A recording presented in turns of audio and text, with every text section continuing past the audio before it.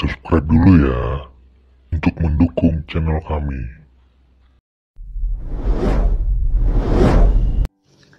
Ketika Hasan lahir, awalnya Ali ingin menamainya Harb. Namun Nabi Muhammad menghendaki cucunya tersebut diberi nama Hasan. Setahun kemudian, lahirlah Husain. Nabi Muhammad sering berkunjung ke rumah Fatimah dan Ali untuk bermain-main dengan kedua cucunya Hasan dan Husain. Rasulullah sangat mencintai cucu lelakinya itu.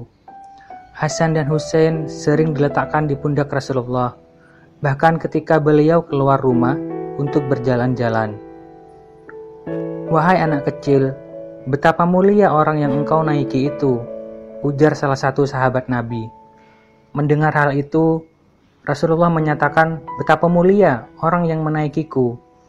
Bahkan Nabi bermunajat kepada Allah Subhanahu wa Ta'ala bahwa Dia sangat mencintai Hasan dan Husain, dan ia pun berharap Allah mencintai Hasan dan Husain. "Ya Allah, aku sungguh mencintainya. Cintailah siapapun yang mencintainya," ucap beliau. Suatu ketika, Hasan dan Husain menunggangi Rasulullah ketika sholat. Beliau tidak akan menurunkan mereka sampai mereka sendiri yang turun. Jika melakukan ruku, beliau merenggangkan kakinya agak lebar, agar mereka bisa bermain-main di bawahnya. Rasulullah selalu menyempatkan diri untuk bermain bersama Hasan dan Husain. Suatu ketika, beliau pernah diundang makan oleh seorang sahabat. Di jalan beliau melihat Husain sedang bermain dengan anak-anak. Beliau lalu bergegas mendahului rombongan, lalu membentangkan tangan, berlari-lari dan tertawa bersama Husain. Beliau mencubit dagu Husain, memegang kepala dan kedua telinganya, lalu beliau memeluk dan menciumnya. Suatu hari, Abu Ayyub Al-Ansori berkunjung ke rumah Rasulullah. Abu Ayyub melihat Hasan dan Husain sedang bermain bersama Rasulullah. "Wahai Rasulullah, apakah kau mencintai mereka?" tanya Abu Ayyub. "Bagaimana tidak? Mereka adalah dua wewangianku di dunia yang selalu kuhirup aromanya," jawab Rasulullah. Suatu saat, Husain kecil mendatangi bundanya, Sayyidah Fatimah. Sembari menangis ia berkata, "Bundaku, kakek lebih mencintai kakakku Hasan." "Mengapa duhai anakku?" ujar Fatimah penuh kelembutan. "Kakek sering mencium bibir Hasan dan hanya mencium leherku." Segera Fatimah membawa Husain pada Muhammad dan menceritakan keluhan Husain. Sembari menatap tajam dan lama, lantas bertutur, "Anakku Fatimah, Hasan selalu kekecup bibirnya lantaran ia akan mati diracun oleh orang terdekatnya, dan seluruh isi perutnya akan terburai keluar lewat mulutnya. Sedangkan engkau..." Rasul menatap Husain lama sekali. Rasul tak bisa meneruskan ucapannya dan pingsan beberapa saat. Setelah siuman, beliau kembali menatap tajam sambil terus menangis, berguncang dadanya, lantas bertutur, "Sedangkan engkau Husain, sering kucium lehermu karena engkau akan syahid dengan leher terputus." Dan rumah mungil penuh cahaya surgawi itu pun pecah oleh tangisan yang mengguncang.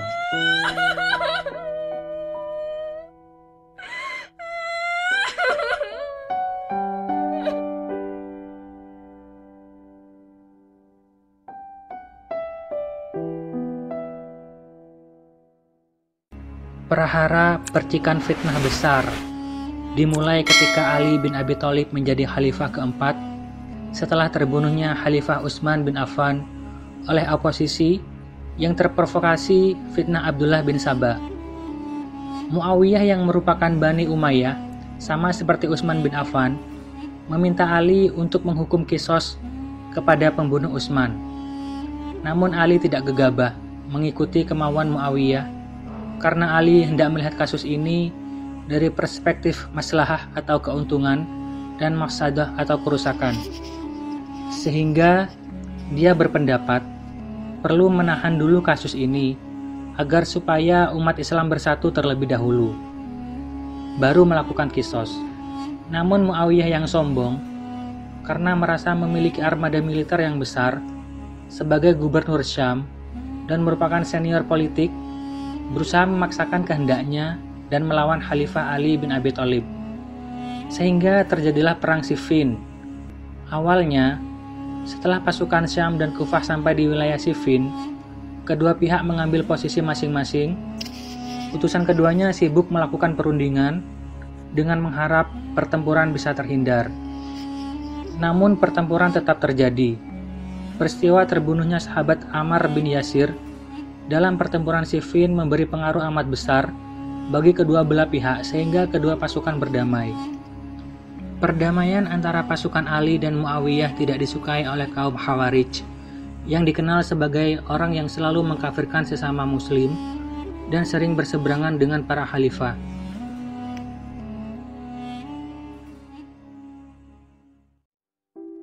Dan Ali bin Abi Thalib sebagai khalifah keempat meninggal dunia dibunuh Abdurrahman bin Muljam, seorang kaum Khawarij, ketika beliau sedang wudhu untuk menunaikan sholat subuh. Abdurrahman bin Muljam yang datang tiba-tiba mengayunkan pedangnya yang terhunus. Khalifah keempat itu tak sempat mengelak hingga pedang mengenai kepalanya dan roboh. Beberapa saat kemudian Ali meninggal dunia. Lalu Hasan dibaiat oleh penduduk Kufah untuk menjadi khalifah pengganti ayahnya. Awalnya Hasan enggan menerima pembaiatan dirinya sebagai khalifah, tapi ia didesak penduduk Kufah sehingga akhirnya menerimanya. Bani Umayyah yang berkedudukan di Syam atau Suriah terus merongrong kekhalifahan. Ia berambisi merebut kekuasaan Khalifah Hasan. Karakter Hasan yang lebih menyukai perdamaian membuat ia mengirim surat kepada Muawiyah. Isinya mengajak Muawiyah untuk bergabung bersama orang-orang yang telah membaiatnya sebagai khalifah. Namun Muawiyah yang merasa telah berpengalaman dalam dunia politik justru menjawabnya dengan sinis bahwa dialah yang sanggup menjadi khalifah. Keadaan semakin memburuk ketika Ubaidillah bin Abbas, orang yang ditunjuk untuk memimpin pasukan Khalifah Hasan, ternyata berkhianat dan berbalik mendukung Muawiyah. Hal ini membuat semangat pasukan khalifah meredup. Di tengah situasi yang rumit tersebut, Hasan akhirnya memutuskan untuk melakukan perdamaian dengan Muawiyah. Salah satu poin perjanjian damai tersebut adalah menyerahkan kekhalifahan kepada Muawiyah. Setelah menyelesaikan segala urusan di Kufah, Hasan kemudian pergi ke Madinah. Sebelum berangkat, ia menyampaikan beberapa hal. Hasan mengatakan bahwa Muawiyah telah merebut kekhalifahan yang menjadi haknya. Namun Hasan lebih mengutamakan perdamaian agar dua kubu kaum muslimin yang berseteru tidak lagi menumpahkan darah. Pada 28 Safar tahun 50 Hijriah, atau 11 tahun setelah kelak adiknya meninggal di padang Karbala, Hasan wafat dalam usia 46 tahun. Beberapa saat sebelum menghembuskan nafasnya, beliau berkata, "3 kali aku pernah menderita keracunan, tetapi tidak sehebat yang kualami sekarang," ucapnya kepada Husain. Husain bertanya kepada kakaknya, siapakah kiranya yang telah meracuninya. Namun dengan semangat persatuan, Hasan menolak memberitahu orang yang telah meracuninya. Ia khawatir adiknya yang berkarakter lebih keras akan menuntut balas sehingga akan terjadi pertumpahan darah sesama kaum muslimin. Al-Hamid Al-Husaini menerangkan, sebagian besar para penulis sejarah meyakini bahwa yang meracuni Hasan adalah istrinya sendiri yang bernama Ja'dah binti Al-Ash'ad atas perintah Muawiyah dengan iming-iming uang sebesar 100.000 dinar.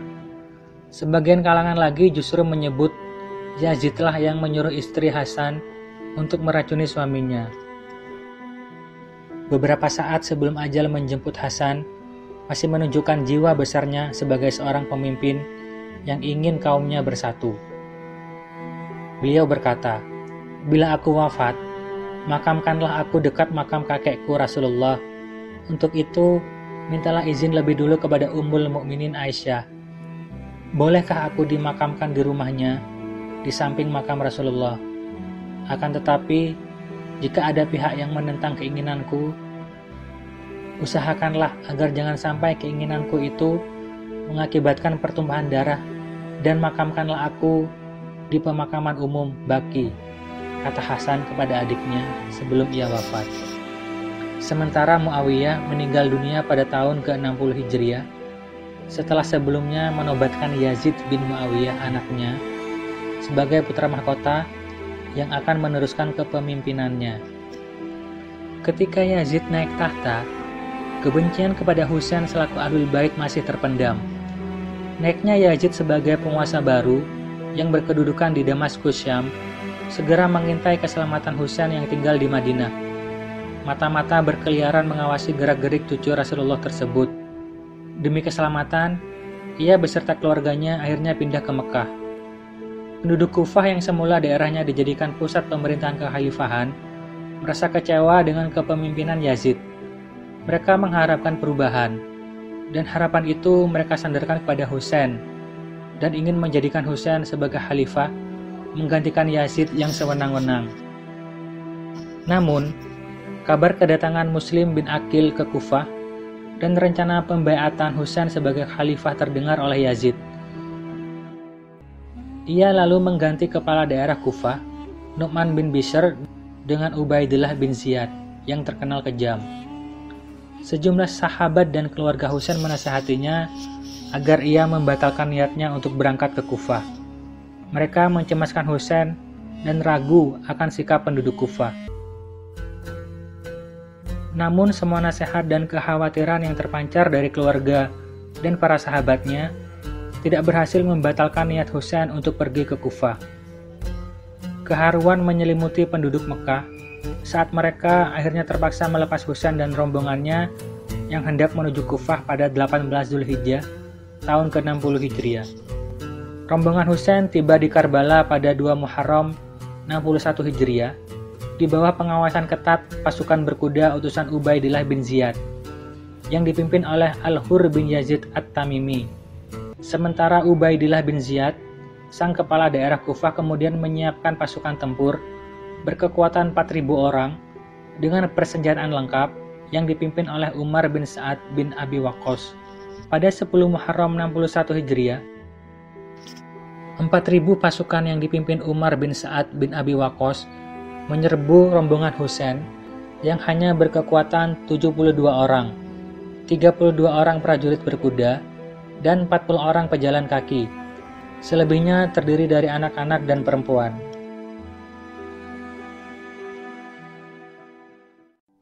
Dalam Tarikh At-Tabari dan Al-Binayah wan Nihayah, pada hari ke-10 bulan Muharram di tahun 61 Hijriah, selepas menunaikan sholat subuh, Husain bergegas keluar dari tenda dan menaiki kuda kesayangannya. Husain menatap pasukan yang tengah mengepungnya, lalu berbicara kepada musuh dengan lantang. "Lihatlah nasabku, pandangilah siapa aku ini, lalu lihatlah siapa diri kalian. Perhatikan, apakah halal bagi kalian untuk membunuhku dan menciderai kehormatanku? Bukankah aku ini putra dari anak perempuan nabimu? Bukankah aku ini anak dari keponakan nabimu, yang pertama kali beriman kepada ajaran nabimu? Bukankah Hamzah, pemuka para syuhada, adalah pamanku? Bukankah Ja'far yang akan terbang dengan 2 sayap di surga itu pamanku? Tidakkah kalian mendengar kalimat yang masyhur di antara kalian bahwa Rasulullah berkata tentang saudaraku dan aku, keduanya adalah pemuka dari pemuda ahli surga? Jika kalian percaya dengan apa yang aku sampaikan, dan sungguh itu benar, karena aku tak pernah berdusta.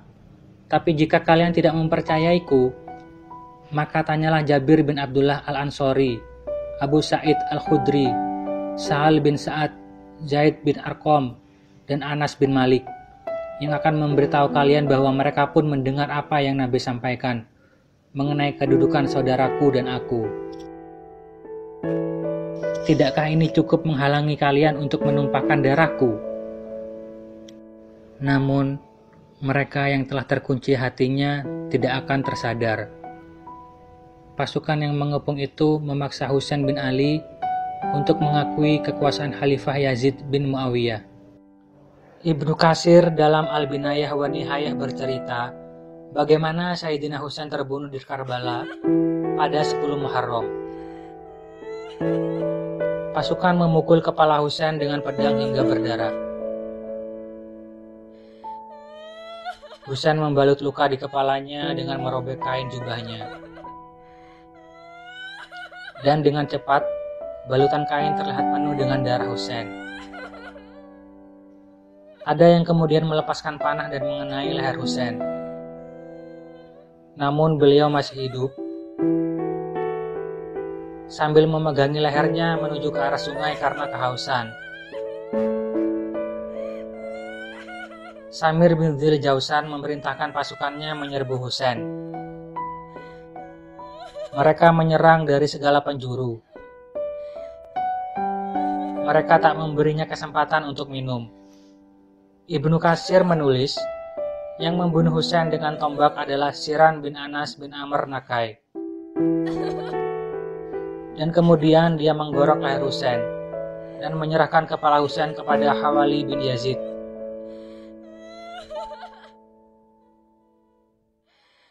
Anas melaporkan bahwa ketika kepala Husain yang dipenggal itu dibawa ke Ubaidullah bin Ziyad, yang kemudian memainkan ujung tongkatnya menyentuh mulut dan hidung Husain, Anas berkata, "Demi Allah, sungguh aku pernah melihat Rasulullah mencium tempat engkau memainkan tongkatmu ke wajah Husain ini."